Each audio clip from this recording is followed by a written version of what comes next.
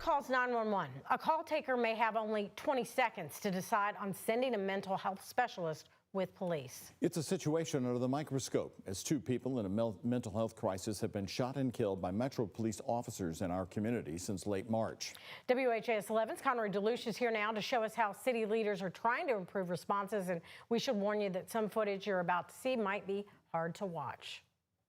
Well, back in late March, police responded to a call of a woman in crisis, Katelyn Hall. Eventually, she was shot as she moved toward officers with what they say was a sharp piece of porcelain. Then in late May, a now former officer shot and killed an unarmed man, Marvin Nitzken Jr. His girlfriend told call takers that he was experiencing a severe mental health crisis. Deflection is a tool that police can use in 911, so people were left asking, where was a mental health specialist?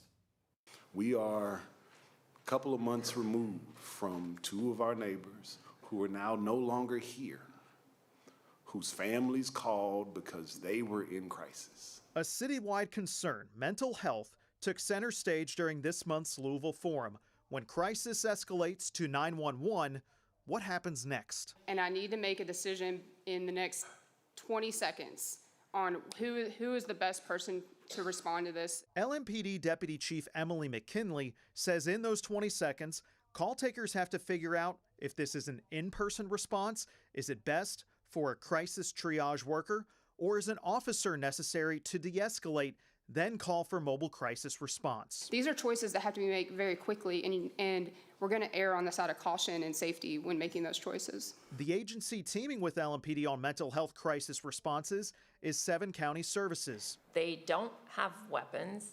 They don't have Kevlar bulletproof vests. Dr. Elizabeth McCune says they follow LMPD's direction on whether a situation is safe to respond. We are looking at some different models in terms of how might we bring deflection into a situation sooner. What I'm hearing is this broad-based assumption that only officers can keep people safe. Lyndon Pryor with the Louisville Urban League says mental health professionals should be deployed because they are the ones trained to de-escalate in crises, and the person in crisis should be considered. How do we keep all of these other people safe?